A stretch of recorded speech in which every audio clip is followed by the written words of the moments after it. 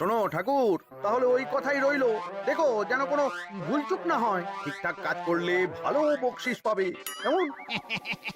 হ্যাঁ হুকুম, কোনো ভুল হবে না। পাথর ভেঙে এক বস্তা কাঁকর আমি তৈরি করেই এনেছি, আর অর্ধেক দুধে অর্ধেক জল মেশানো আর ডিম সরানো, এই তো সব হয়ে যাবে।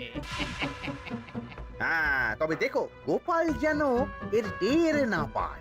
না না হুকুম, দু গোপাল কেন, কাকপক্ষীও টের পাবে না।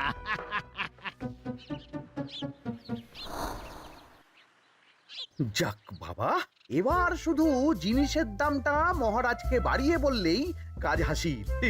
এদিকে অতিরিক্ত মূল্যটাও আমার হবে, আর বাকি জিনিসগুলো বিক্রি করার পর সেই দামও আমারই হবে।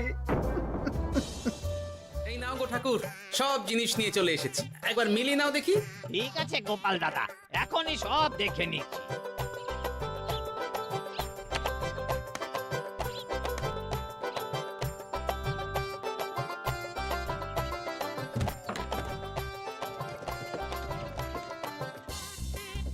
যাক বাবা, গোপাল দাদা গেছে।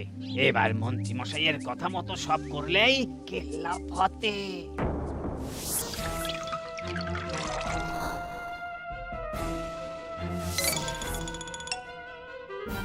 কই গো ঠাকুর?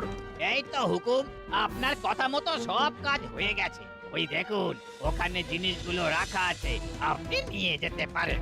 বাবা বাবা, খুব ভালো খুব ভালো।